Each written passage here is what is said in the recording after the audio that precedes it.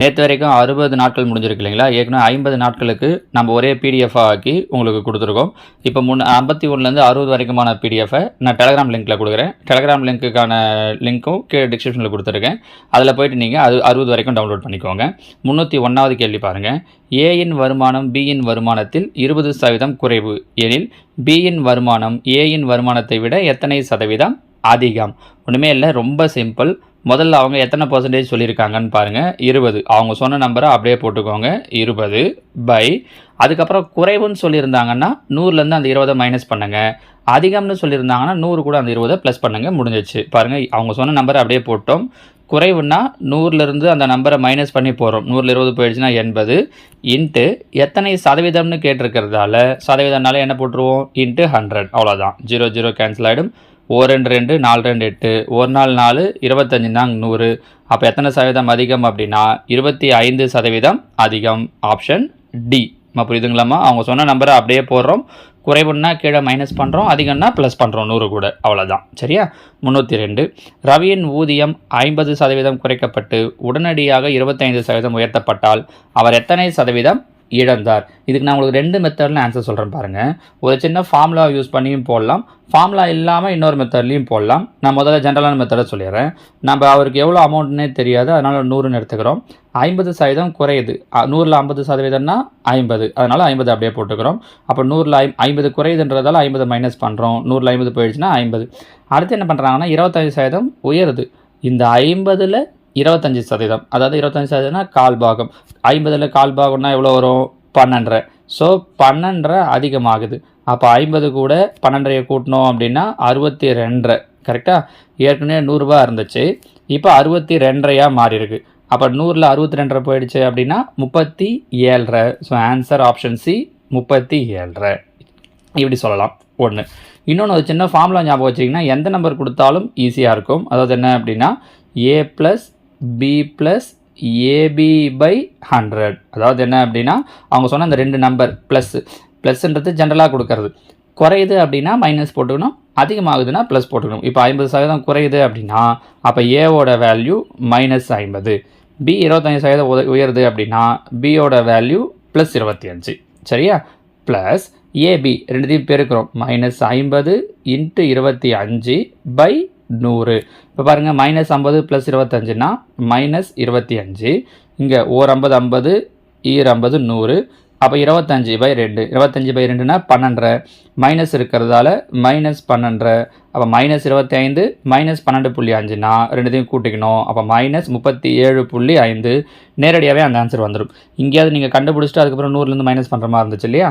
இந்த formula use பண்ணிங்கன்னா நேரடியாக ஆன்சர் உங்களுக்கு அப்படியே வந்துடும். So answer option C. புரியுதா? அது 2த்துல எது ஈஸியாக இருக்குன்னு நினைக்கிறீங்களோ நீங்கள் அதை அந்தந்த நம்பருக்கு ஏற்ற மாதிரி யூஸ் பண்ணிக்கலாம். அடுத்தது 303 பாருங்கள். ஒரு கூடையில் உள்ள மொத்த ஆரஞ்சு பழங்களில் 18% என்பது 36 எனில் மொத்த ஆரஞ்சு பழங்களின் எண்ணிக்கை. 18%ன்றது 36. அப்போ என்ன பண்ணலாம்? 36/18. அவங்க கேட்குறது மொத்த ஆரஞ்சு பழங்கள். So into 100. ஒரு 18 18, ஈர் 18 36. அப்போ 2ஐயும் 100ஐயும் பெருக்கிறோம் அப்படின்னா 200. ஸோ மொத்த ஆரஞ்சு பழங்கள் 200. ஏன் 100 போகிறோன்னு தெரியுதா? மொத்தம் அப்படின்னாலே பர்சன்டேஜில் 100ன்னு அர்த்தம். அதனால் சரிங்களாமா? அடுத்ததா கேள்வி எண் 304. ஓர் எண்ணின் 300%ஆனது 120 எனில் அவ்வெண்ணின் 60%. அதே மாதிரி தான் 300%ன்றது 120. அப்போ என்ன பண்ணலாம்? 120/300. அவங்க அந்த எண்ணுன்னு கேட்டிருந்தாங்கன்னா அந்த எண்ணுன்றது 100ன்றதால 100 போட்டிருப்போம். ஆனால் அவங்க என்ன கேட்டிருக்காங்கன்னா அந்த எண்ணோட 60%. அதனால் என்ன போட்டுக்கிறோன்னா இன்ட்டு 60. புரியுதுங்களாமா? அப்போ பாருங்கள், 0 0 கேன்சல் ஆகிடும், 0 0 கேன்சல் ஆகிடும்.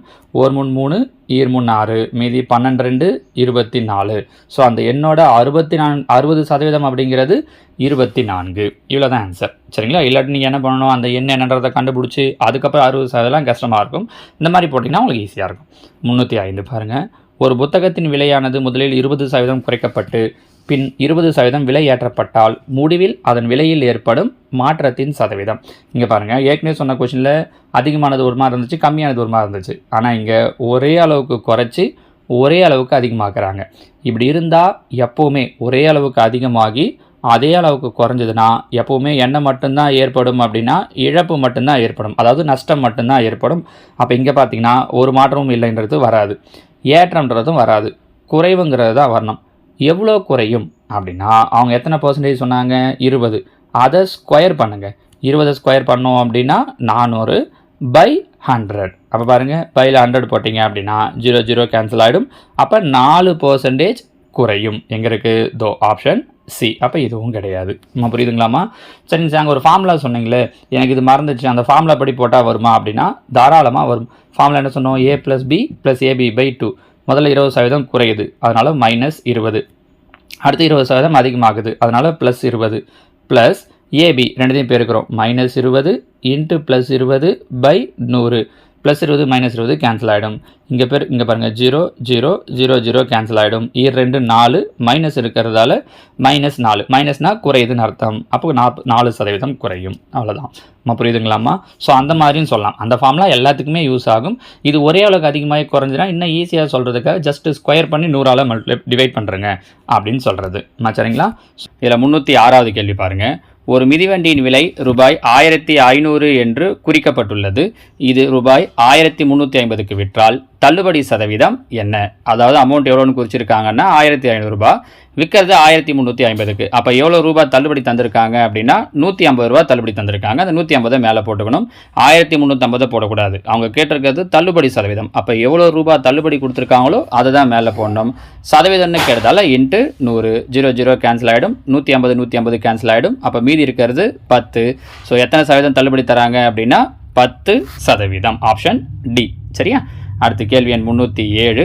300இல் 50%ல் 33 1/3% எவ்வளவு? அப்போ பாருங்கள், ஏற்கனவே சொல்லியிருக்கோம். அந்த இன்னுனால என்ன அர்த்தம் அப்படின்னா பெருக்கல்னு அர்த்தம். 300 × 50%. சதவீதன்ற வார்த்தையை கொடுத்துட்டாங்க, சிம்பிளை கொடுத்துட்டாங்க அப்படின்னா பையில் 100 போடணும். இன்ட்டு 33 1/3%.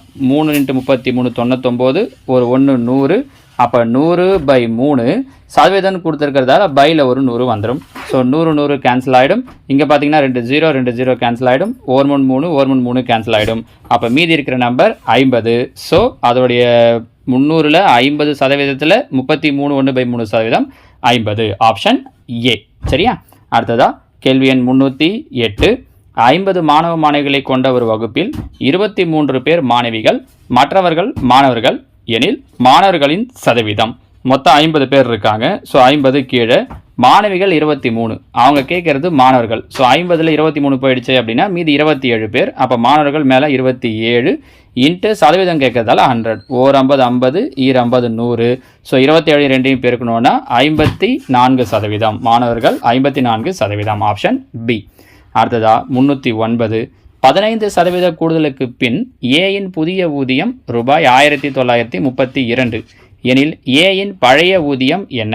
15% கூடுதலுக்கு பின். அப்போ சாதாரணமாக சதவீதம்னா 100, 15% கூடுதல் அப்படிங்கிறதால 115%. அப்போ 115%ங்கிறது 1932னா 100% பழைய ஊதியம் என்னன்னு கேட்குறாங்க. அப்போ 1932 பை 115 இன்ட்டு பழைய ஊதியன்றது 100%. ஸோ 100. 5ஆம் வாய்ப்பாட்டில் அடிக்கலாம் பாருங்கள். 2 10, மீதி 1 3 15. இங்கே அடிச்சிங்கன்னா 2 10 0. இப்போ மேலே வேறு வழி இல்லை, 23ஆம் வாய்ப்பாட்டில் தான் அடிச்சாகணும். 23 பகா எண்ணுங்கிறதால ஓர் 23 23. 193ல் பார்த்தீங்கன்னா 8 23 வரும். பெருக்கி பார்த்தீங்கன்னா 184. மீதி 9 92. 92ல் பார்த்தீங்க அப்படின்னா 4 23 இருக்கும். அப்போ 84 இன்ட்டு 20 1680. Option B. சரியா? கேள்வி எண் 310. ஒரு தொழிலாளி ரூபாய் 11,250 ஊக்கத்தொகையாக பெறுகிறார். இத்தொகை அவர்தம் ஆண்டு வருமானத்தில் 15% எனில் அவரின் மாத வருமானம் என்ன? 11,250ங்கிறது 15%. அப்போ பாருங்கள், 11,250 பை 15. ஏன்னா இது 15%.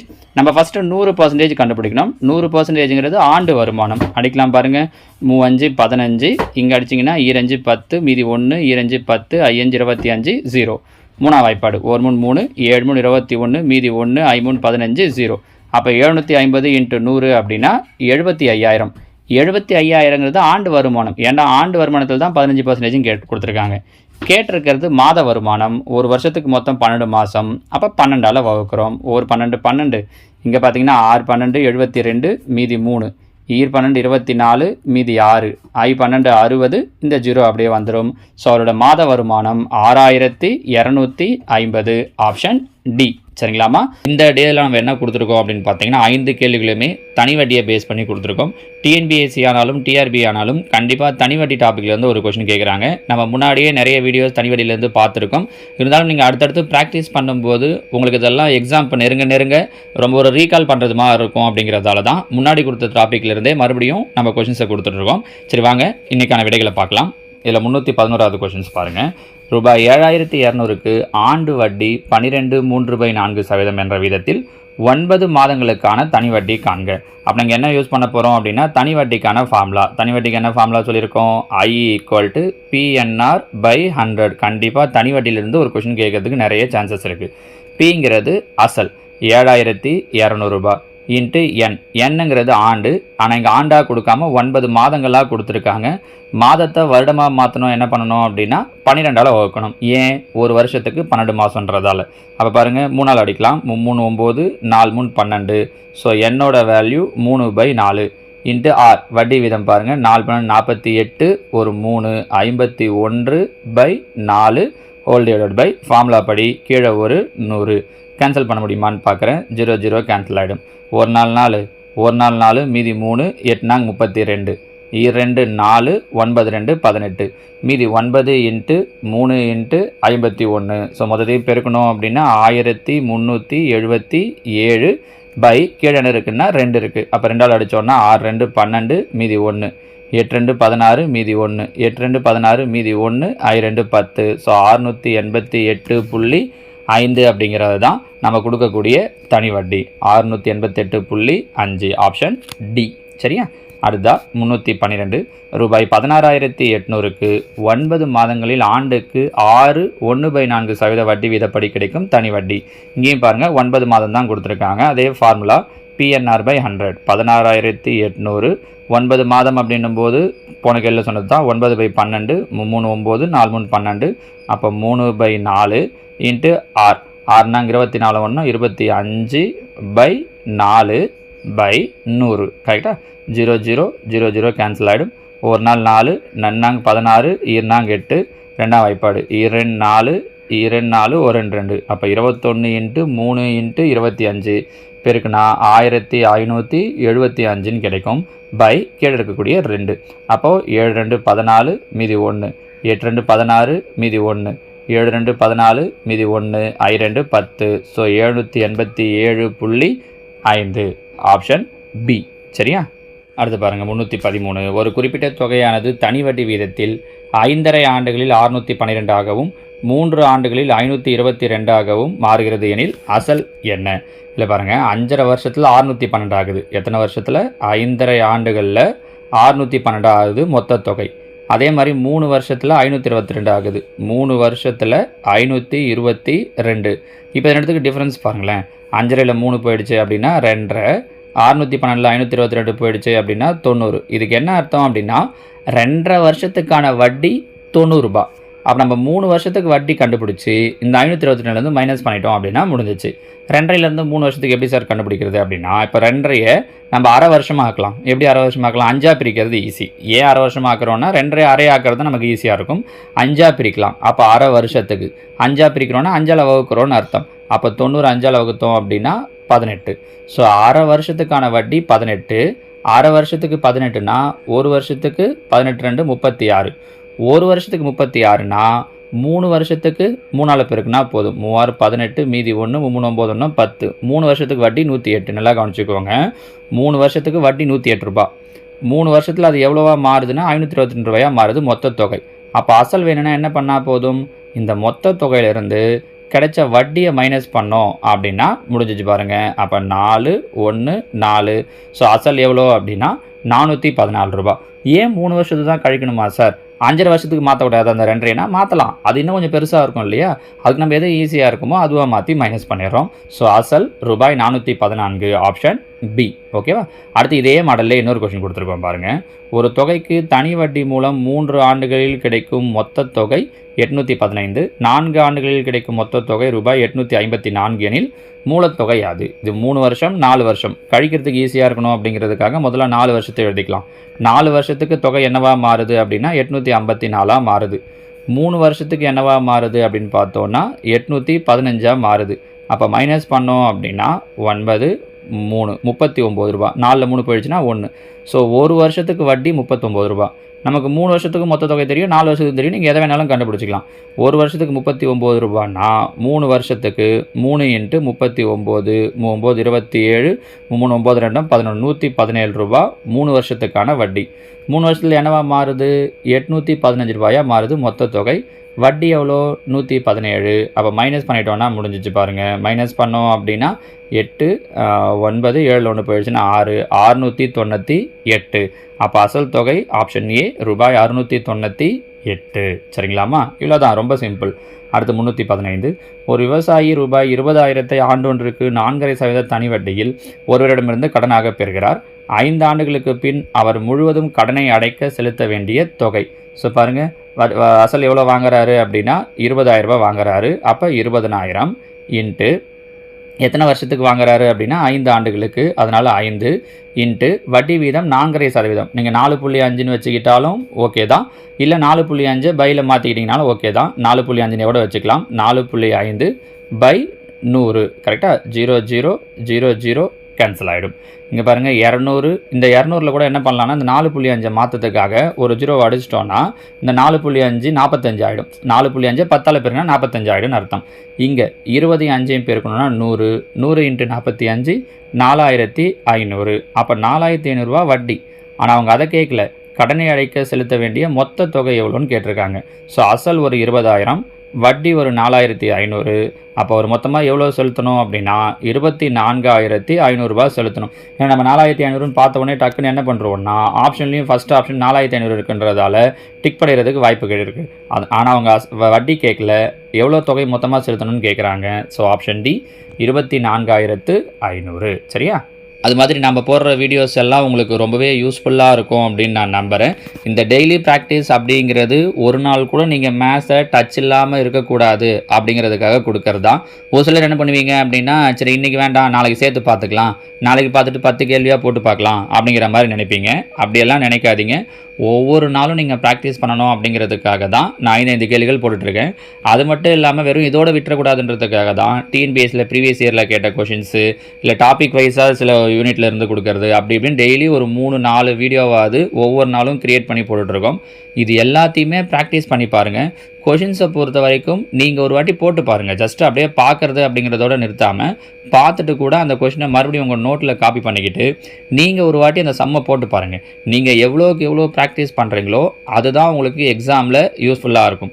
அது மாதிரி நான் டிஆர்பிக்கு தான் சார் ப்ரிப்பேர் பண்ணுறேன், செகண்ட் கிரேட் டீச்சர்ஸ் எக்ஸாமுக்கு. நீங்கள் டிஎன்பிஎஸ்சியில் ப்ரீவியஸ் இயர் கேட்ட கொஷின்ஸ்லாம் போடுறீங்க, அதெல்லாம் நான் ப்ராக்டிஸ் பண்ணணுமா அப்படின்னா கட்டாயம் பண்ணணும். டிஎன்பிஎஸ்சி டிஆர்பிங்கிறதெல்லாம் தனித்தனியாலாம் கிடையாது, ஒரே சிலபஸ் தான் எல்லாத்துக்குமே. நீங்கள் அந்த கொஷின்ஸையும் கண்டிப்பாக ப்ராக்டிஸ் பண்ணுங்கள். நமக்கு அதை பேஸ் பண்ணியும் தான் டிஆர்பி செகண்ட் கிரேட் டீச்சர்ஸ் எக்ஸாமில் கொஷின் கேட்பாங்க. ஸோ டிஎன்பிஎஸ்சின்னு டாபிக் இருக்குன்றதால் நமக்கு சம்மந்தம் இல்லாதது போல இருக்குது அப்படிங்கிறது மாதிரி அதை விட்டுறாதீங்க. சரிங்களா? சரி, 316வது கொஷின் பாருங்கள்.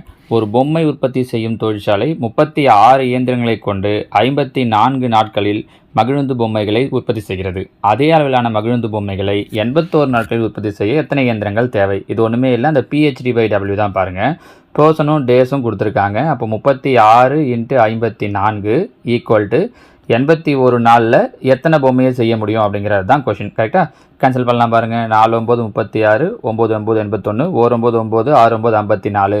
ஸோ மீதி இருக்கிறது 4 × 6. அப்போ 4 6 24. அப்போ எத்தனை இயந்திரங்கள் தேவை அப்படின்னா 24 இயந்திரங்கள் தேவை. சரியா? அடுத்ததாக கேள்வி எண் 317. ஒரு பெட்ரோல் தொட்டியை 16 குழாய்கள் 18 நிமிடங்களில் நிரப்புகின்றன. எனில் 9 குழாய்கள் அதே தொட்டியை டேஷ் நிமிடங்களில் நிரப்பும். 16 குழாய் எவ்வளோ நேரம் எடுத்துக்குது அப்படின்னா 18 நிமிஷம்.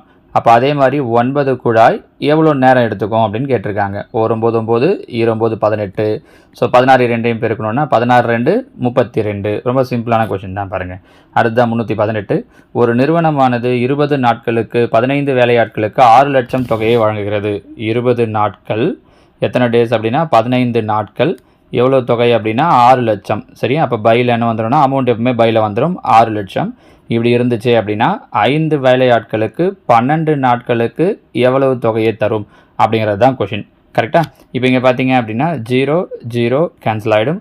ஓர் 2 2 6 2 12 ஓர் 5 5 3 5 15 ஓர் 3 3 ஈர் 3 6.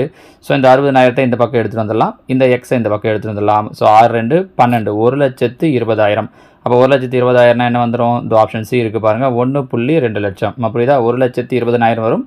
அதை நம்ம என்னென்னு சொல்லலாம்னா 1.2 லட்சம் சொல்லலாம். Option C. அதுதான் கேள்வி எண் 319. 20 பெண்கள் 16 நாட்களில் ஒரு வேலையை முடிப்பர். அதே வேலையை 16 ஆண்கள் 15 நாட்களில் முடிப்பர் எனில் ஆண்கள் பெண்களின் வேலைத்திறன் விகிதம். இதெல்லாம் கவனிச்சுக்கோங்க. 20 பெண்கள் 16 நாட்கள், அப்போ இது உமன். சரியா? 20 × 16. இங்கே பார்த்தீங்கன்னா மென்னு எவ்வளோ சொல்லியிருக்காங்க? 16 × 15 2 ஈக்குவல். இவங்க 2 பேரோட வேலைத்திறனும் சமம். அந்த வேலையை அத்தனை நாளில் முடிப்பாங்கன்ட்டு. இப்போ கேன்சல் ஆகுமான்னு பாருங்கள். 16 16 கேன்சல் ஆகிடும். 3 5 15 4 5 20. அதாவது 4 உமன் சேர்ந்து செய்கிற வேலையை 3 மென்னு செய்வாங்க அப்படிங்கிறது அர்த்தம். அவங்க என்ன கேட்டிருக்காங்க அப்படின்னா ஆண்கள் பெண்களின் வேலைத்திறன் விகிதம். ஆண்கள் பெண்கள். ஸோ ஆண்கள் இந்த பக்கம் இருக்காங்க, பெண்கள் இங்கே பாருங்கள் 4. இந்த வகுத்தில் இருக்கிற பெருக்கல் இருக்கிற 3 இந்த பக்கம் கொண்டு வந்தால் வகுத்தல் ஈக்குவல் டு இந்த பக்கம் மென்னு, அந்த பெருக்கல் இருக்கிற உமன் இந்த பக்கம் வந்தால் டிவைடில் வந்துடும். அப்போ men by women equal to 4/3. ஆண்கள் மற்றும் பெண்களின் வேலைத்திறன் விகிதம் 4:3. Option D 4:3. சில நேரம் என்ன தப்பு பண்ணுறோம் அப்படின்னா 3:4ன்னு போட்டுருவோம். இந்த மென் இந்த பக்கம் கொண்டு வந்து 4 அந்த பக்கம் கொண்டு போயிட்டு 3/4ன்ட்டு அப்படி பண்ணக்கூடாது. இல்லாட்டி வர ஆன்சரை அவங்க எப்படி கேட்டிருக்காங்களோ அதை பொறுத்து ஆண்கள் பெண்கள் வர ஆன்சர் அப்படியே 4 3 இருக்குது அப்படியே விட்டுலாமா சார்னா அப்படியும் விடக்கூடாது. இந்த இடத்துல அவங்க ஒரு கொஸ்டின் மாற்றி கேட்டிருந்தாங்க அப்படின்னா பெண்கள் ஆண்களின் வேலைத்திறன் விகிதம்ட்டு. ஸோ இந்த இடத்துல அவங்க என்ன கேட்குறாங்க அப்படிங்கிறது முக்கியம். மேலே கொடுக்கும்போது பெண்கள் ஆண்கள் ஆர்டரில் கொடுத்துட்டு கேள்வி கேட்கும்போது ஆண்கள் பெண்கள் ஆர்டரில் கேட்டிருக்காங்க பாருங்கள். ஸோ அவங்க எந்த ஆர்டரில் கேட்குறாங்களோ அந்த டிவைடை கொண்டு வந்துடணும். அதை கொண்டு வந்து என்ன ஆன்சர் வருதோ அதுதான் சொல்லணும். சரிங்களா? So option D 4:3. அடுத்ததாக 320. இரு குழாய்கள் ஒரு தொட்டியை தனித்தனியே முறையே 45 நிமிடம் மற்றும் 60 நிமிடங்களில் நிரப்புகிறது. மற்றொரு குழாய் 30 நிமிடத்தில் வெளியேற்றுகிறது. தொட்டி காலியாக இருக்கும்பொழுது 3 குழாய்களும் திறந்திருந்தால் தொட்டி நிரம்ப எவ்வளவு நேரம் ஆகும்? அப்போ இங்கே பாருங்கள் 3 நம்பர் 45 60 30. இது 3த்துக்கு எல்சிஎம் எடுத்தோன்னா என்ன கிடைக்கும் அப்படின்னா 180. நம்ம ஏற்கனவே பார்த்தது தான் எல்சிஎம் எப்படி எடுக்கிறது அப்படின்ட்டு. அப்போ 45 எத்தனை முறை பேருக்குன்னா 180 வரும் அப்படின்னா 4ஆல். அப்போ 4 ப்ளஸ் 60 3ஆல் பேருக்குன்னா 180. அப்போ ப்ளஸ் 3. இந்த குழாய் என்ன பண்ணுது அப்படின்னா தொட்டியை வெளியேற்றுதுன்றதால என்ன பண்ணுறோன்னா மைனஸ். அப்போ 30 6ஆல் பெருக்கணும் அப்படின்னா 180. 6 3 18. அப்போ 4 3 7 7 6 போயிடுச்சுன்னா 1/180. தலைகீழ எழுதுறோம் அப்படின்னா 180 நிமிடம். அப்போ அந்த தொட்டி நிரம்ப எவ்வளோ நேரம் ஆகும்னா 180 நிமிடம் ஆகும்.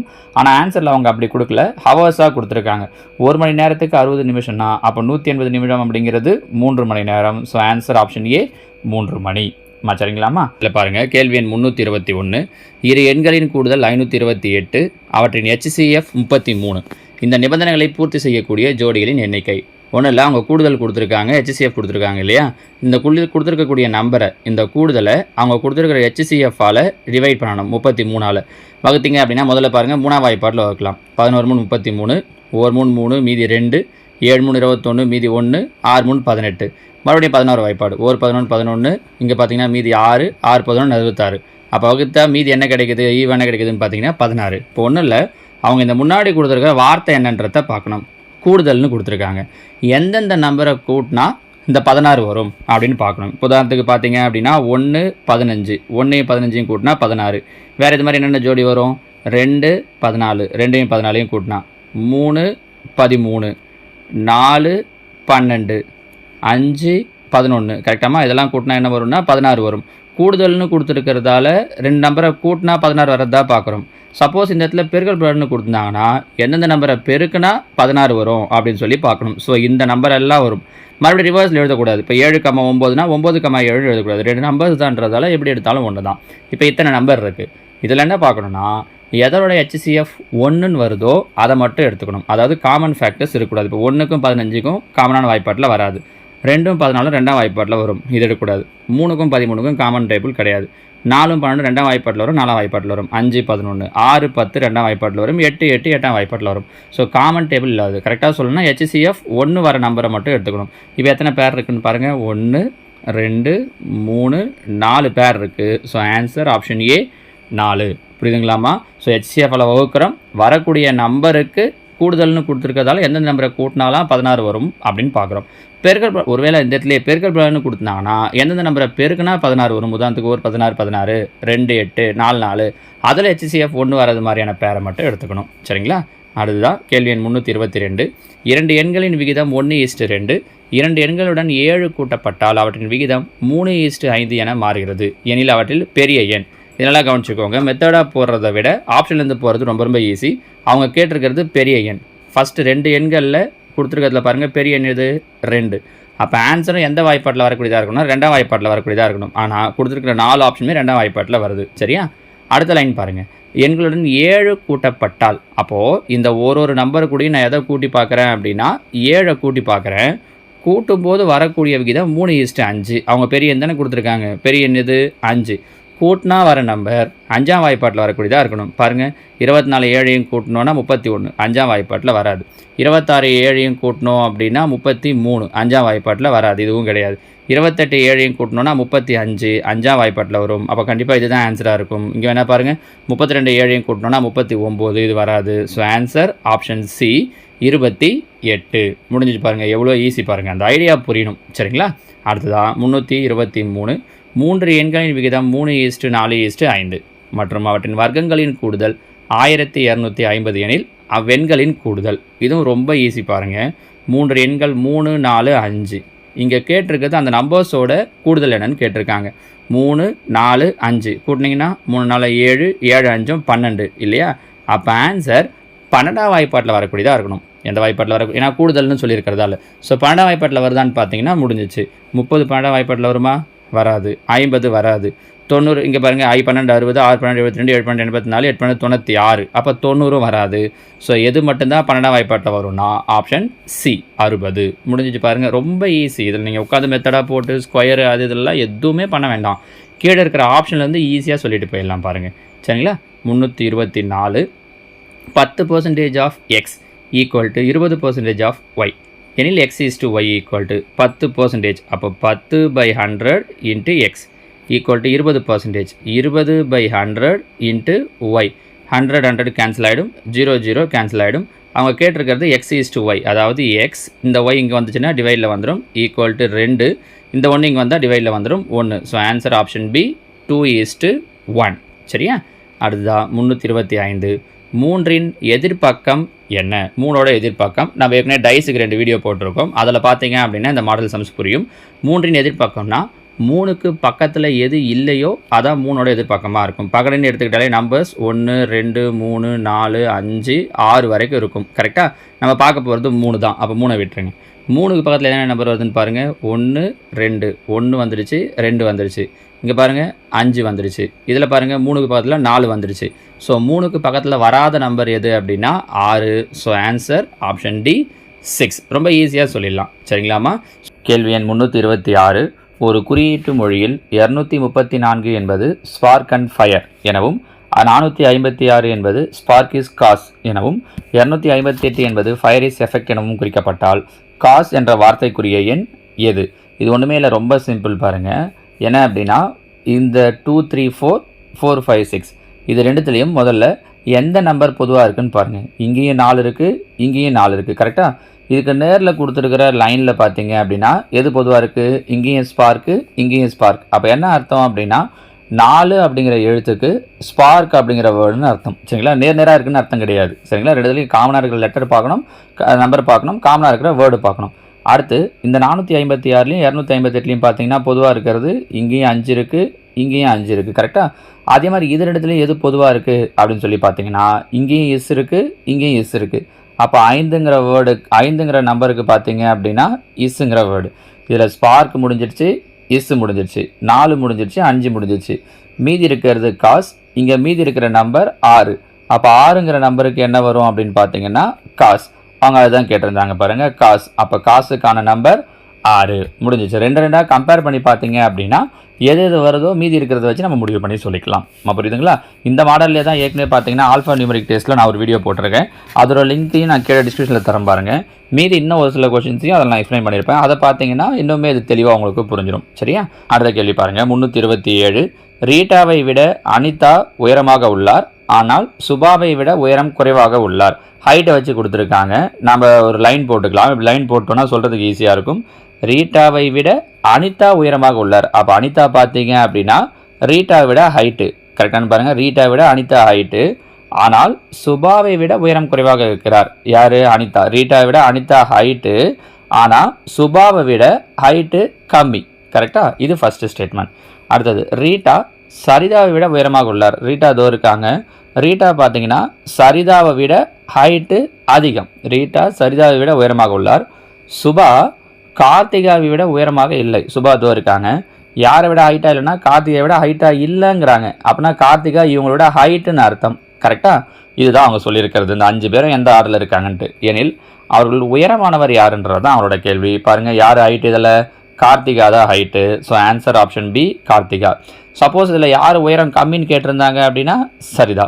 இவங்கள உயரத்தின் அடிப்படையில் நிற்க வச்சா யார் நடுவில் இருப்பாங்கன்னு கேட்டிருந்தாங்கன்னா அனிதா. சரிங்களா? ஸோ அவங்க கேள்வி எப்படி கேட்குறாங்களோ அதுக்கேற்ற மாதிரி ஆன்சர் பண்ணலாம் பாருங்கள். சரிங்களா? அடுத்ததா கேள்வி எண் 328. 40 மாணவர்களில் வேலு என்பவர் முதல் தரத்தில் இருக்கிறார். வேலுவுக்கு 5 தரம் கீழே ஆனந்த் உள்ளார். எனில் கீழிலிருந்து ஆனந்தின் தரம் என்ன? பாருங்கள், மொத்தம் 40 ஸ்டூடெண்ட் இருக்காங்க. அதில் வேலுங்கிறவர் தான் ஃபஸ்ட் ரேங்க்கு அப்படின்னு வச்சுக்கோங்க. வேலுவுக்கு 5 தரம் கீழே 1 2 3 4 5 தரம் கீழேனா இப்போ 1 2 இது 1 2 3 4 5 இங்கே யார் ஆயிடுறாங்கன்னா 6வது ரேங்க்கு. 6வது ரேங்க் யார் இருக்காங்க அப்படின்னா ஆனந்த். நீங்கள் 5ன்னு எடுத்துக்கூடாது. 5 தரம்னு நம்ம என்ன பண்ணுறோம்னா 5th ரேங்க் அப்படின்னு எடுத்துவோம். கிடையாது, 5 நம்பர் கீழே அப்படின்னா 6வது இடத்துலன்னு அர்த்தம். சரிங்களா? அவரோட 5 கம்மி அப்படிங்கிறது அர்த்தம் 6வது ரேங்க்கில். அப்படின்னா கேள்வி என்ன கேட்குறாங்கன்னா கீழிருந்து ஆனந்தின் தரம் என்ன? மொத்தம் 40 பேர் இருக்காங்க இல்லையா? இங்கேருந்து நான் ரேங்க் 1 2ன்னு போட்டேன்னா ஆனந்த் எத்தனாவது ரேங்க்கில் வருவார் அப்படிங்கிறது தான் கொஷின். ஒன்றும் இல்லை, ஆனந்துக்கு மேலே எத்தனை பேர் இருக்காங்கன்னு பாருங்கள், 5 பேர் இருக்காங்க. அப்போ நான் கீழே இருந்து வரும்போது ஆனந்த் எத்தனாவது ரேங்க்கில் வந்துடுவார்னா 35வது ரேங்க்கில் வந்துடுவார்.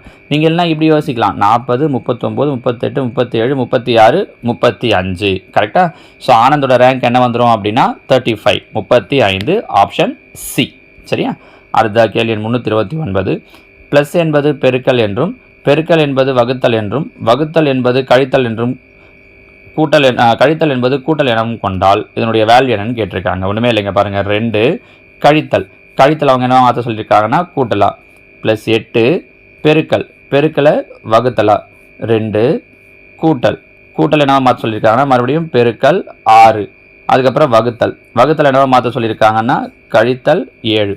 போட்மாஸ் ரூல் ஞாபகம் இருக்கும்னு நினைக்கிறேன். போட்மாஸ் ரூல் படி ஃபஸ்ட்டு ப்ராக்கெட் இருந்தால் செய்யணும், ப்ராக்கெட் இல்லை, ஆஃபும் இல்லை. அடுத்தது டிவிஷன் செய்யணும். டிவிஷன் பாருங்கள், 8 வகுத்தல் 2 4.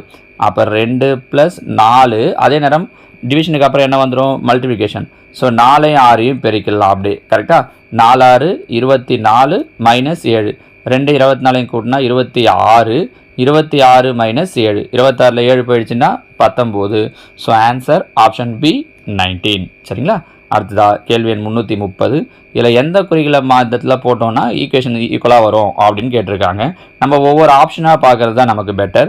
ஃபஸ்ட் இங்கே பாருங்கள், மைனஸ் போடுறேன். இந்த ஆப்ஷனையே எடுத்துக்கிறேன். மைனஸ், இங்கே இன்ட்டு, இங்கே கூட்டல். இப்படி போட்டால் இன்ட்டு ஃபஸ்ட்டு செய்யணும். I8 40. 25ல் 40 போயிடுச்சு அப்படின்னு அப்படி இல்லைன்னா ஆமாம் 25ல் 40 போயிடுச்சுன்னா -15 ஒரு 60ன்னும் போது 100 வராது. இது கிடையாது. அடுத்ததான் இந்த அப்போ ஏ கிடையாது. இது வகுத்தலை போடுறோம். 25 உங்களுக்கு புரியுதுக்காக நான் தனித்தனியாக போட்டு காட்டுறேன். வகுத்தல் 5 கழித்தல் 8 கூட்டல் 60. மேலே சொன்ன போட்மாஸ் ரூல் படி 25 5ஆல் வகுத்தா 5 -8னா -3. 60ல் 3 போயிடுச்சுன்னா 57. அப்போ இதுவும் இல்லை. இங்கே போடுறேன். 25 வகுத்தல் 5 கூட்டல் 8 கழித்தல் 60. பாருங்கள், 25 5ஆல் வகுத்தோன்னா 5 5 + 8 5 8 13 ஒரு 60 அப்படின்னும் போது 73 தான் வருது. அப்போ இதுவும் கிடையாது. ஸோ கண்டிப்பாக ஆன்சர் ஆப்ஷன் டி தான். வேணா ஒரு வாட்டி அதையே செக் பண்ணி காட்டிடலாம் பாருங்கள். 25 இங்கே வகுத்தல், அடுத்ததாக இங்கே பெருக்கல், இந்த இடத்துல கூட்டல்.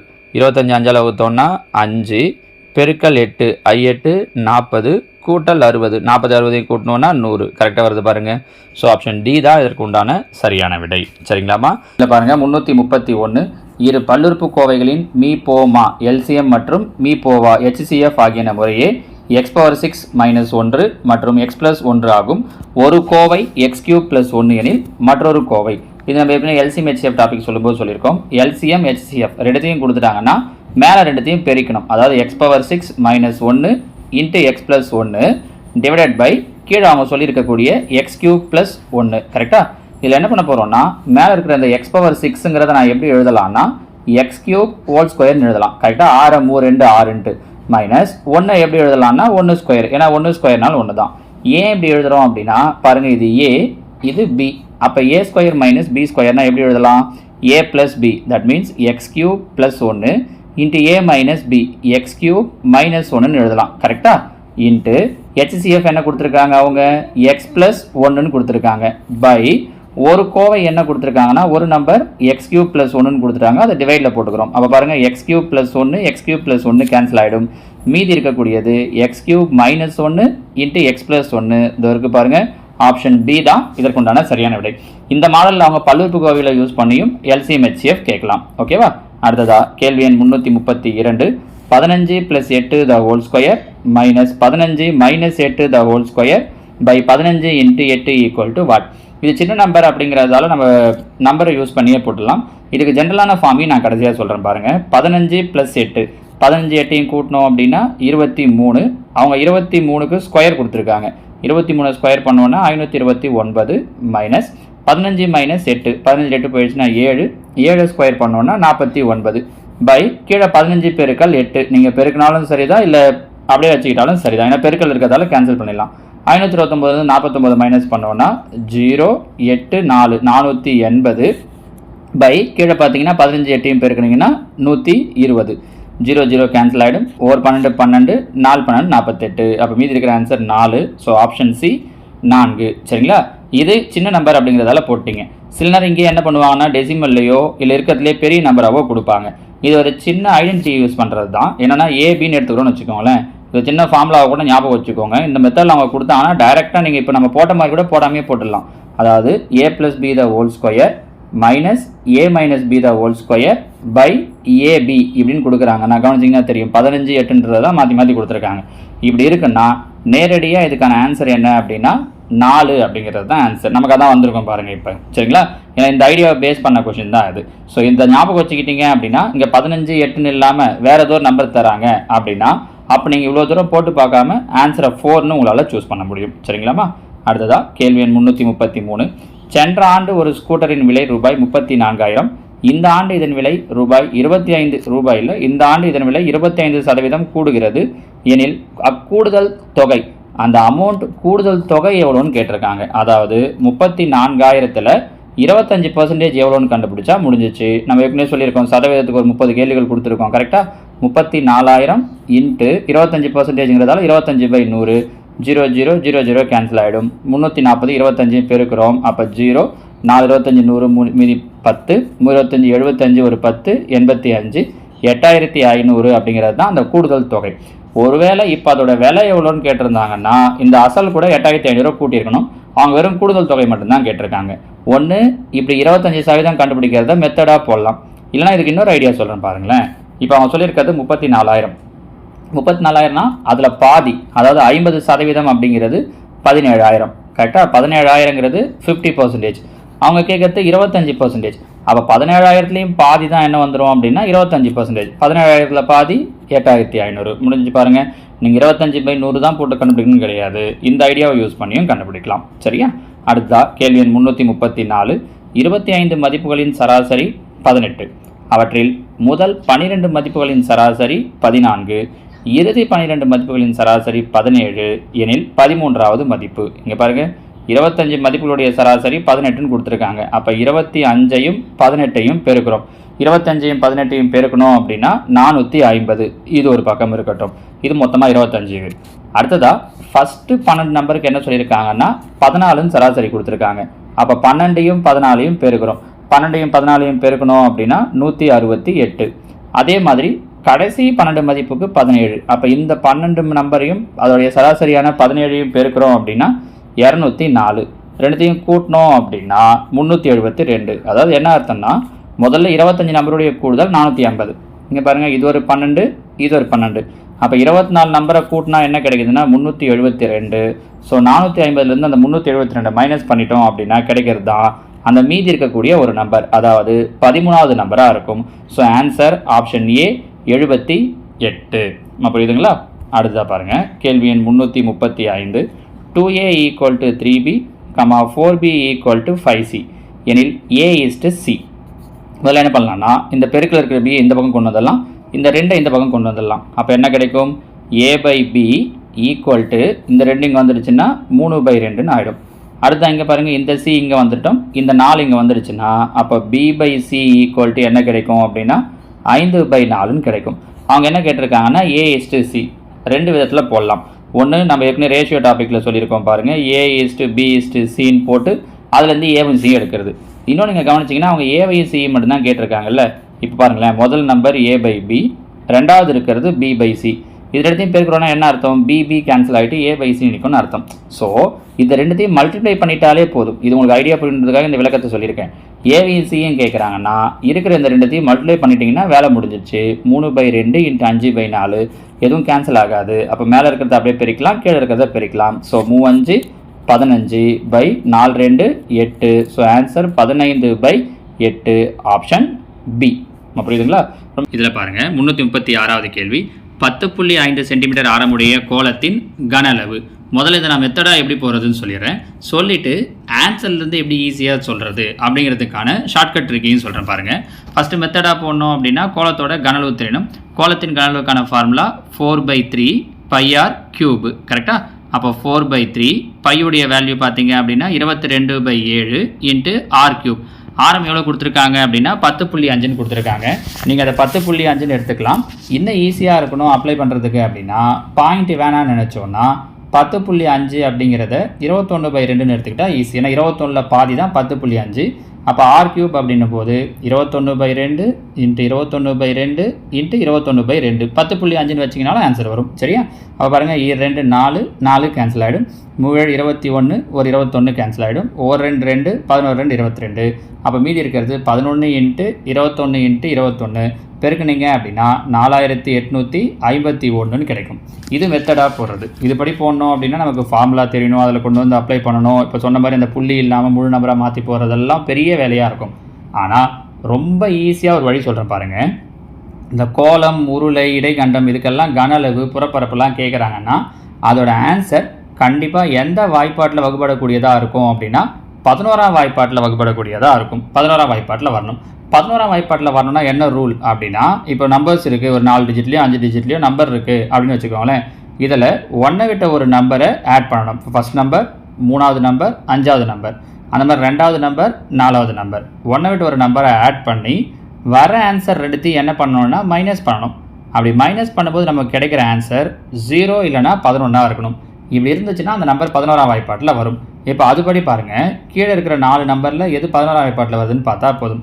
ஃபஸ்ட் ஆப்ஷன் பாருங்கள், 1 ஒரு நம்பர், 4 8 12 5 1 6, 12 6 போயிடுச்சுன்னா 6. அப்போ 11ஆம் வாய்ப்பாட்டில் இது வராது.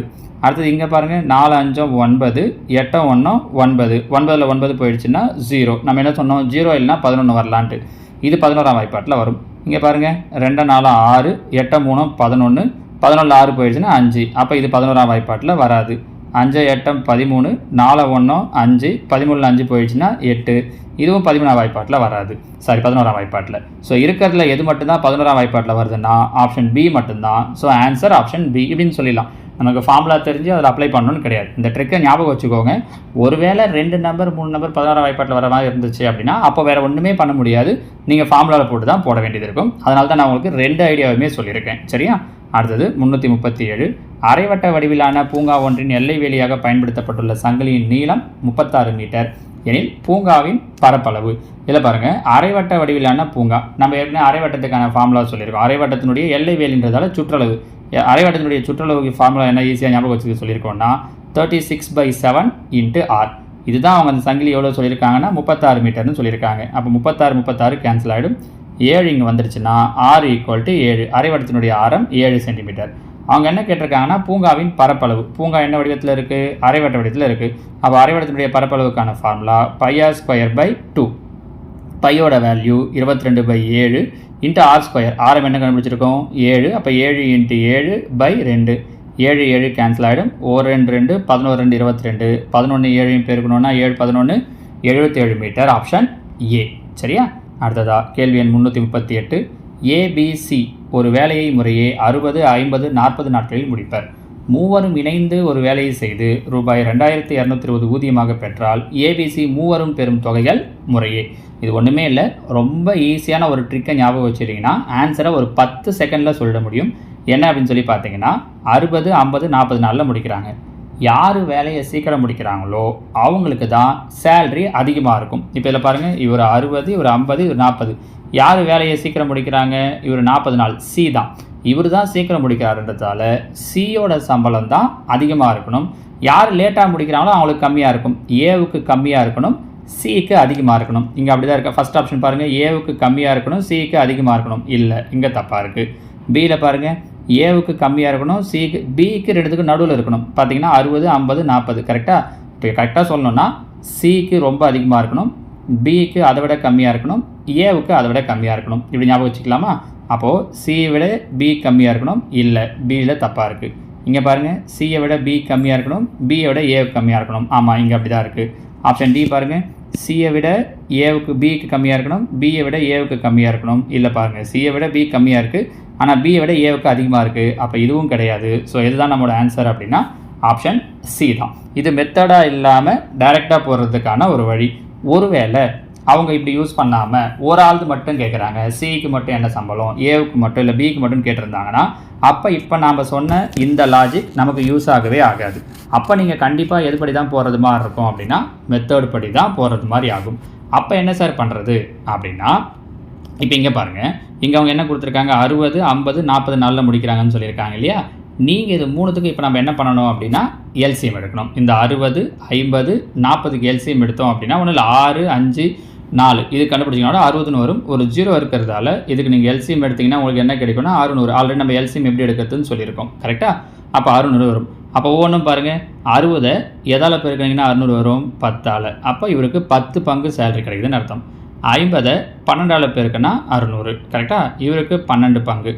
40 15ஆல் பெருக்குனா 4 5 60. அப்போ இவருக்கு 15 பங்கு. ஸோ இவருக்கு 10 பங்கு, இவருக்கு 12, இவருக்கு 15 பங்கு. சரியா? நீங்கள் இதை கண்டுபிடிச்சிட்டு கூட சொல்லலாம், இந்த ஐடியா வச்சு கூட. அப்போ முதல் ஆன்சர் 10ஆம் வாய்ப்பாட்டில் வரணும், ரெண்டாவது ஆன்சர் 12ஆம் வாய்ப்பாடு, மூணாவது ஆன்சர் 15ஆம் வாய்ப்பாடு, இப்படியும் யோசிக்கலாம். இன்னமும் மெத்தடாக போடணும் அப்படின்னா இப்போ பாருங்கள், மொத்தமாக சேலரி 2220 ரூபா. இது மொத்தம் எத்தனை பங்கு ஆகுது? 10, 12, 22, ஒரு 15, மொத்தம் 37 பங்கு. சரியா? அப்போ 2220 / 37, 37 அடிச்சிங்க அப்படின்னா ஒரு 6 7 42. அப்போ இது எத்தனை முறை வரும்னா 6 முறை வரும், ஒரு 0 இருக்குது. அப்போ 60. ஒரு பங்குன்றது 60. முதல் ஆளுக்கு பாருங்கள் 10 பங்கு. அப்போ ஒரு பங்கு 60னா 10 பங்கு 600 ரூபா. இவருக்கு 12 பங்கு. 12 பங்கு 12 × 6, 12 6 72, 720 ரூபா. இவருக்கு 15 பங்கு, 5 6 90, 900 ரூபா. அப்போ ஏவுக்கு 600, பிக்கு 720, சிக்கு 900. நம்ம அந்த ஆப்ஷன் தான் சொன்னோமான்னு பாருங்கள், ஆப்ஷன் சி. சரிங்களாம்மா?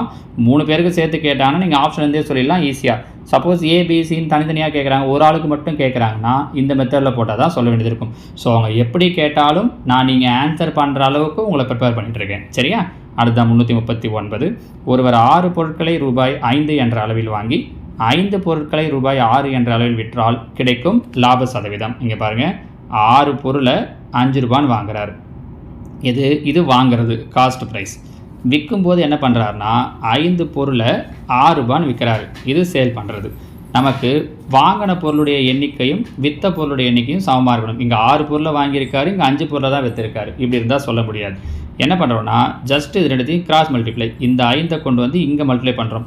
அப்போ பாருங்கள், 5 6 30, 5 25. இந்த 6 கொண்டு வந்து இங்கே மல்டிப்ளை பண்ணுறோம். 5 30, 6 36. புரியுதா? இந்த 6 கொண்டு வந்து 2 நம்பர் முடியும். இப்போ இதை விட்டுருங்க, நமக்கு இப்போ இது தேவை கிடையாது. இப்போ பாருங்கள், 30 பொருள் வாங்கினார், 30 பொருள் விற்றுருக்கார். வாங்கின எல்லா பொருளையும் விற்றுட்டார். எவ்வளோ ரூபாய்க்கு வாங்கினார்? 25 ரூபாய்க்கு வாங்கினார். எவ்வளோக்கு விற்றுருக்காரு? 36 ரூபாய்க்கு விற்றுருக்காரு. லாபமாக நஷ்டமா? லாபம் தான். கரெக்டாக? அப்போது எப்படி கண்டுபிடிப்போம்? 25 ரூபாய்க்கு வாங்கியிருக்காரு. எவ்வளோ ரூபாய் லாபம் கிடச்சிருக்கு? 11 ரூபா. ஏன்னா 36 ரூபாய்க்கு விற்றுருக்காரு. அப்போ மேலே 11 இன்ட்டு பர்சன்டேஜ் கண்டுபிடிக்கணும்னாலே 100. 25 4 25, 11 4 பெருக்கணும்னா 4 11, 44% லாபம். Option C. ஓகேவா? அடுத்த கேள்வி எண் 340. இது ஈஸியாக போட்டிருப்பீங்க. 12 பசுக்கள் ஒரு புல்தரையை 10 நாட்களில் மேய்கின்றன. 20 பசுக்கள் அதே புல்தரையை மேய எத்தனை நாட்கள் எடுத்துக்கொள்ளும்? இங்கே பாருங்கள், 12 பசு 10 நாள் எடுத்துக்குது அப்படின்னா 20 பசு எத்தனை நாள் எடுத்துக்கொண்டது தான் கொஷின். 0 0 கேன்சல் ஆகிடும். 1 2 6 2 12. ஸோ மீதி இருக்கிற நம்பர் 6. அப்போ அந்த பசுக்கள் எத்தனை நாள் எடுத்துக்கும் அப்படின்னா 6 நாட்கள். Option C. சரிங்களாமா? 341. ஒரு செவ்வகமும் வட்டமும் ஒரே சுற்றளவு உடையவை. செவ்வகத்தின் நீள அகலங்கள் முறையே 18 சென்டிமீட்டர் 26 சென்டிமீட்டர் எனில் வட்டத்தின் பரப்பளவு. செவ்வகமும் வட்டமும் ஒரே சுற்றளவுன்னு சொல்லிட்டாங்க. கரெக்டாக? செவ்வகத்தின் சுற்றளவுக்கான ஃபார்முலா 2 × L + B. அதே மாதிரி வட்டத்தினுடைய சுற்றளவுக்கான ஃபார்முலா 2πr. 2 ஈக்குவல்னு சொல்லிட்டாங்க. ரெண்டு பக்கமும் 2 இருக்கிறதால 2 2 கேன்சல் ஆகிடும். கரெக்டாக? L + B. L 18, B 26. ரெண்டுத்தையும் சேர்த்தோம் அப்படின்னா 44 ஈக்குவல் டு இந்த பக்கம் πr. பையோட வேல்யூ 22/7 × r. பாருங்கள், ஓர் 22 22, ஈர் 22 44. இந்த கீழே இருக்கிற 7 இங்கே வந்தால் பெருக்கல்ல வந்துடும். அப்போ ஆரம் எவ்வளோ கிடைக்குது அப்படின்னா 7 2 14. ஆரம் தெரிஞ்சிடுச்சு. அவங்க என்ன கொஷின் கேட்டிருக்காங்கன்னா வட்டத்தின் பரப்பளவு. வட்டத்தின் பரப்பளவுக்கான ஃபார்முலா πr². ஸோ பையோட வேல்யூ 22/πr². பையோடைய வேல்யூ 22/7 × r². ஆரம் எவ்வளோ வச்சோன்னா 14. ஸோ 14 × 14. ஒரு 7 7, ஈர் 7 14. அப்போ 22 × 14 2 28. இப்போ இது கூட பார்த்தீங்க அப்படின்னா நம்ம ஒரு ஷார்ட்கட் சொல்லியிருக்கோம். இதுக்கு நம்ம இதெல்லாம் பெருக்கிறதுக்கெல்லாம் சின்ன சின்ன ஷார்ட்கட் தெரிஞ்சு வச்சுருந்தீங்க அப்படின்னா எக்ஸாமில் போடும்போது ஈஸியாக போடலாம். இதுக்கு என்ன ஷார்ட்கட் சொல்லியிருக்கோம் அப்படின்னு பார்த்தீங்கன்னா ரெண்டுமே 20 20 ஆரம்பிக்குது. கரெக்டாக? இந்த 1ஆம் இலக்கத்தில் இருக்கக்கூடிய நம்பர் 2 8. இது ரெண்டுத்தையும் கூட்டினோன்னா என்ன கிடைக்குதுன்னா 10 வருது. இப்படி வந்தால் என்ன பண்ணால் போதும் அப்படின்னா 2 8 பெருக்குனா ஈர் 8 16. முன்னாடி ரெண்டுமே என்னென்னு ஆரம்பிச்சிருக்குன்னா 2 2 ஆரம்பிச்சிருக்கு இல்லையா? இந்த 2க்கு அடுத்த நம்பர் ஈர் 3 6. ஸோ ஆன்சர் என்ன கிடைக்கும் அப்படின்னா 616.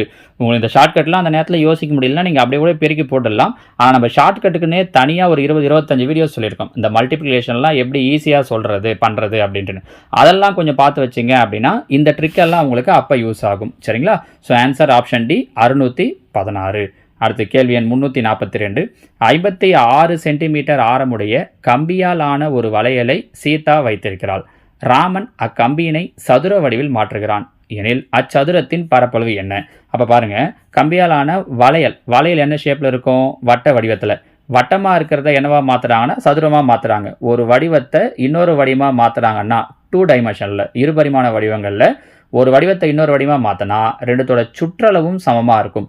அப்போ இங்கே வட்டத்தினுடைய சுற்றளவு 2πr.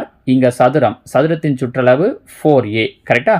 அப்போது 2 2 2, 2 4. இங்கே பையோட வேல்யூ 22/7 இன்ட்டு இதோட ஆரம் தான் எவ்வளோ கொடுத்துருக்காங்கன்னா 56 ஈக்குவல் டு 2a. இங்கே பாருங்கள், 7 7, 8 7 56. இங்கே 2 2, 4 2 8. அப்போ 22 4 பெருக்குன்னா 88. அந்த பக்கம் என்ன மீதி இருக்குன்னா ஏ. அப்போ ஏவோட வேல்யூ 88. அவங்க என்ன கேட்டிருக்காங்கன்னா சதுரத்தின் பரப்பளவுக்கு a². கரெக்டாக? அப்போ a², 88 ஸ்கொயர் பண்ணணும். இது கூட நீங்கள் கீழே இருக்கிற ஆன்சர்லேருந்து சொல்லலாம். இப்போ 80 ஸ்கொயர் பண்ணாலே 8 8 64, 6400. ஆனால் இது 88. அப்போ 6400 கிடையாது, அதை விட கம்மியாக இருக்கிறதும் கிடையாது. மீதி இருக்கிற ரெண்டில் எது இருக்கும் அப்படின்னா எந்த நம்பரை ஸ்கொயர் பண்ணிங்கனாலும் கடைசியாக என்னன்னு முடியாது அப்படின்னா 7 முடியாது. அப்போது இதுவும் ஆன்சர் கிடையாது. So answer option C 77 44. அப்படி இல்லாட்டி நீங்கள் 88 ஸ்கொயர்னா 88 2 வாட்டி பெருக்கி பார்த்தோம் ஆன்சர் என்னங்கிறத சொல்லலாம். ஒன்று ஸ்கொயர் எப்படி ஈஸியாக பண்ணுறது, எந்த ஒரு நம்பருக்கும் ஒரு இரட்டைப்படை 2 டிஜிட் நம்பருக்கும் எப்படி ஈஸியாக ஸ்கொயர் பண்ணுறது அப்படிங்கிறதையும் முன்னாடி சொல்லியிருக்கோம். நான் வேணால் அதோட லிங்க் எல்லாமும் கீழே தரேன். அதெல்லாம் பார்த்தீங்க அப்படின்னாலும் உங்களுக்கு ஸ்கொயர் பண்ணுறதுக்கான ஈஸியான சில ஸ்டெப்ஸ் எல்லாம் புரிய வரும். சரிங்களா? அடுத்ததாக கேள்வி எண் 343. 0.25 மீட்டர் ஆரமுடைய ஒரு சக்கரம் 11 கிலோமீட்டர் தூரத்தை கடக்க எத்தனை சுற்றுகள் சுற்ற வேண்டும்? இங்கே என்ன பார்த்தீங்கன்னா எத்தனை சுற்றுகளுடைய எண்ணிக்கை கேட்டிருக்காங்க. ஒரு சின்ன ஃபார்முலா இருக்குது. சுற்றுகளின் எண்ணிக்கை ஈக்குவல் டு கடந்த தொலைவு பை சுற்றளவு. ஃபார்முலா என்ன? சுற்றுகளின் எண்ணிக்கை ஈக்குவல் டு கடந்த தொலைவு பை சுற்றளவு அப்படிங்கிறது ஒரு ஃபார்முலா. கடந்த தொலைவு தான் அவங்க எவ்வளோ கொடுத்துருக்காங்க அப்படின்னா 11 கிலோமீட்டர் கொடுத்துருக்காங்க. சுற்றளவு வரும்போது பார்த்தீங்கன்னா 2πr இல்லையா? வட்டத்தினுடைய சுற்றளவுக்கான ஃபார்முலா 2πr. அப்போ 2 இன்ட்டு பையோட வேல்யூ 22/7 இன்ட்டு ஆரம் கொடுக்கும்போது பாருங்கள் 0.25 மீட்டர்னு கொடுத்துருக்காங்க.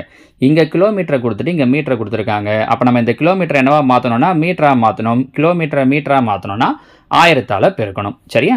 இப்போ இங்கே பாருங்கள் ஏதாவது கேன்சல் பண்ண முடியுமான்ட்டு. ஓர் 11 11 ஈர் 11 22. மீதி இங்கே பாருங்களேன் 2 × 2 × 0.25 ஈர் 2 4 4 × 0.25னா 1ன்னு வந்துடும். ஏன்னா 0.25னா கால் இல்லையா?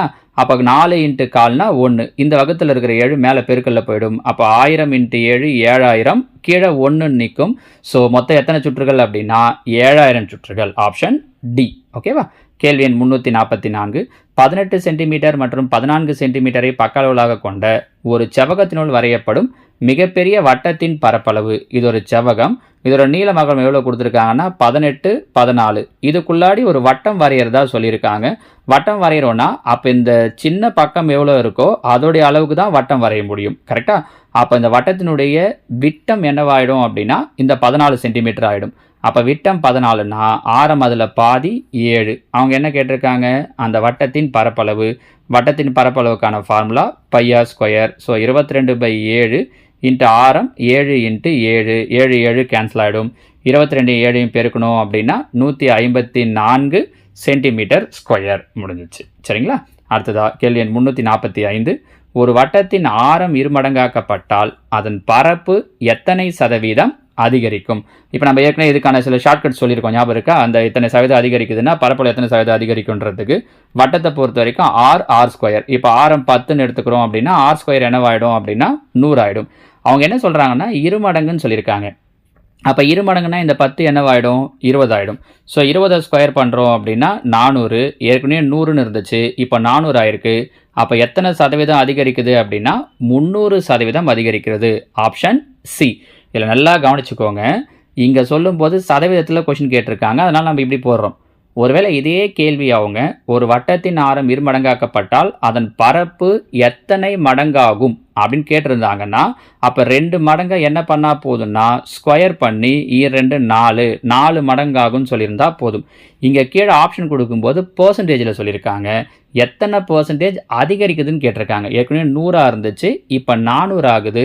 அதனால் எவ்வளோ அதிகரிச்சிருக்குன்னா 300% அதிகரிச்சிருக்குன்றது தான் ஆன்சர். சரிங்களா? அந்த வார்த்தையில் என்ன சொல்கிறாங்க அப்படிங்கிறத கவனிக்கணும். சரிங்களாமா? இதில் பாருங்கள் 346வது கேள்வி. ஒரு தோட்டமானது முக்கோண வடிவில் உள்ளது. அதன் அடிப்பக்கம் 26 மீட்டர், உயரம் 28 மீட்டர். தோட்டத்தை சமன் செய்ய ஒரு சதுர மீட்டருக்கு ரூபாய் 5 வீதமாகும் மொத்த செலவு. முக்கோண வடிவத்தில் இருக்குது. அப்போ முக்கோணத்தோட பரப்பளவுக்கான ஃபார்முலா ½ × b × h.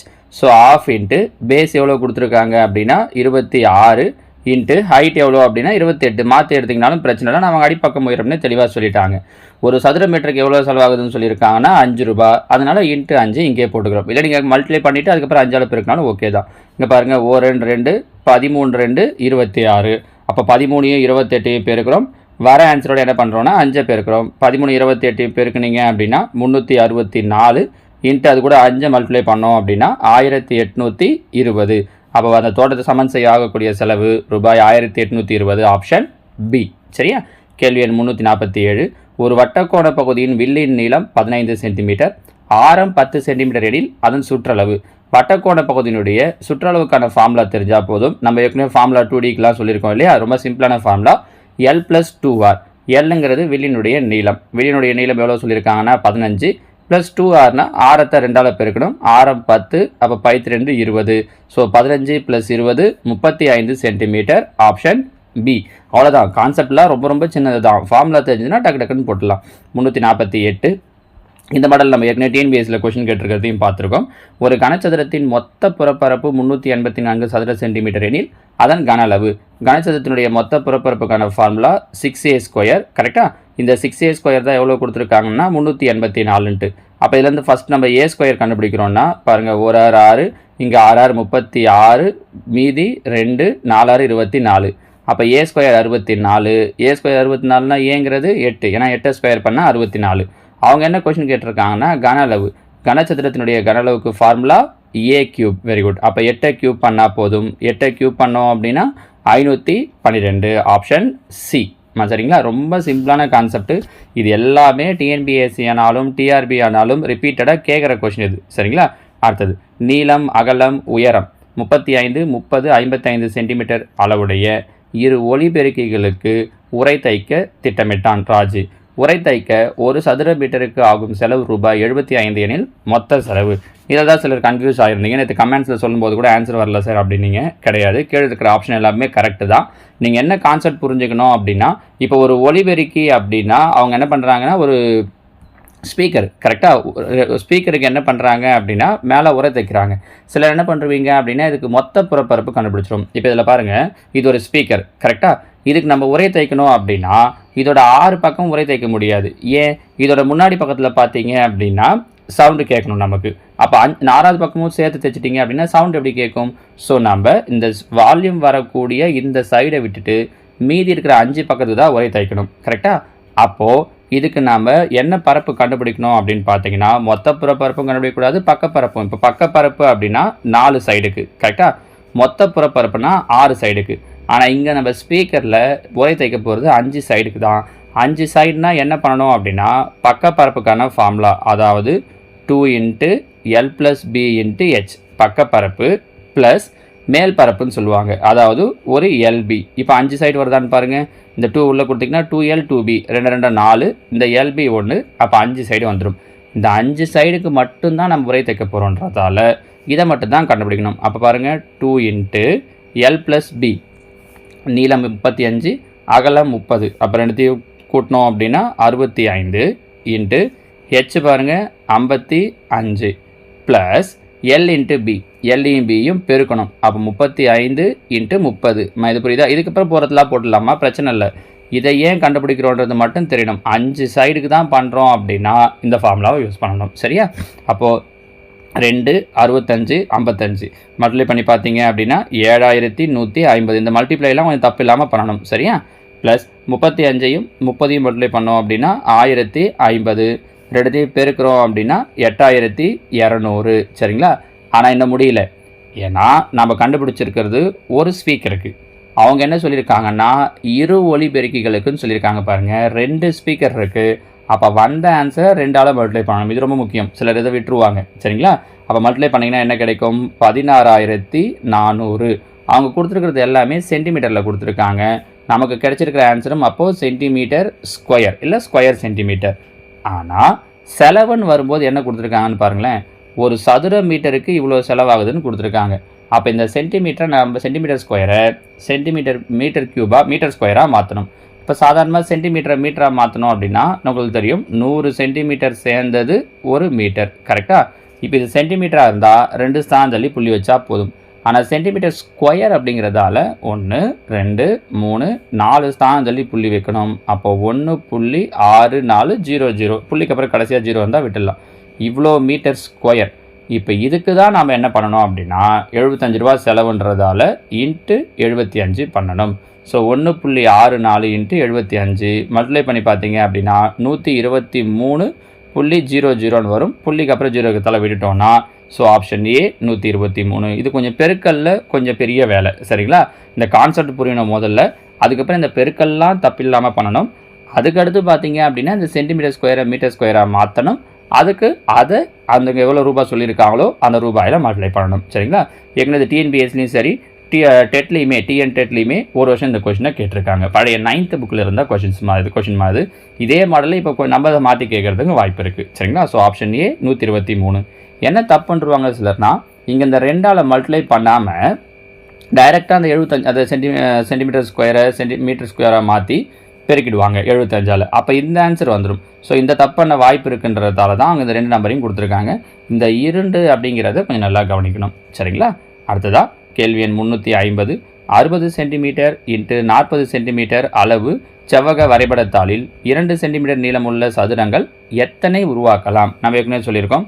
எத்தனை அப்படின்னு சொன்னாலே என்ன பண்ணணும்னா வகுக்கணும். இங்கே பாருங்கள், இங்கே செவ்வகத்தினுடைய பரப்பளவு பை சதுரத்தின் பரப்பளவு. செவ்வகத்தின் பரப்பளவுக்கு L × B, அதாவது அவங்க பெருக்கில் கொடுத்துட்டாங்க. 60 × 40 பை சதுரத்தின் பரப்பளவு பக்க அளவு 2 சென்டிமீட்டர் தாங்கிறதால பரப்பளவு 2 ஸ்கொயர். அப்போ 2 × 2 இல்லை 4ன்னு போட்டாலும் சரிதான். அப்போ 2 4 பைத்னாங்க 40. அப்போ 60யும் 10யும் பெருக்கிறோம் அப்படின்னா 600. Option A. ஸோ இதில் ஒரு கொஷின் மட்டும் கொஞ்சம் டிஃப்ரெண்ட்டாக கொடுத்துருந்தேன் பாருங்கள். எக்ஸாம்லேயும் இப்படி தான் இருக்கும். அவங்க 25 கொஷின் கொடுக்குறாங்க, 30 கொஷின் கொடுக்குறாங்கன்னா அதில் ஒரு 20 இல்லை 25 கேள்வி வரைக்கும் நீங்கள் போட்டுருவீங்க. இப்போ டிஎன்பிஎஸ்சியாக இருந்தால் 20 கேள்வி வரைக்கும் தாராளமாக உங்களால் பண்ண முடியும். மீதி 5 கேள்வி எப்படி அட்டன் பண்ணுறீங்கன்றது தான். அதே மாதிரி தான் டெட்டு டிஆர்பி எழுதுறவங்களுக்கும் 30ல் ஒரு 24 25 கேள்வி சரியாக போட்டுருவீங்க. மீதி 5 கேள்வியை யோசித்து கரெக்டாக போடணும். அதுதான். ஸோ அது இதோட பாருங்கள், நமக்கு 70 நாள், அதாவது 350 வினாக்கள் முடிஞ்சிருக்கு. ஏற்கனவே 60 வரைக்கும் முடிஞ்சதுக்கு நான் பிடிஎஃப் ஃபைல் உங்களுக்கு டெலிகிராம் குரூப்பில் கொடுத்துட்டேன். அதே மாதிரி இந்த 70ஆம் தேதி 61லேருந்து 70 வரைக்கும் முடிஞ்சிருக்கிறதுக்கும் பிடிஎஃப் ஃபைலை நான் இன்றைக்கி ஈவினிங்குள்ளாடி டெலிகிராம் குரூப்பில் போட்டு விட்டுறேன். நீங்கள் அதையும் பிரிண்ட் எடுத்து வச்சுக்கிட்டீங்க அப்படின்னா ப்ராக்டிஸ் பண்ணுறதுக்கு ஈஸியாக இருக்கும்.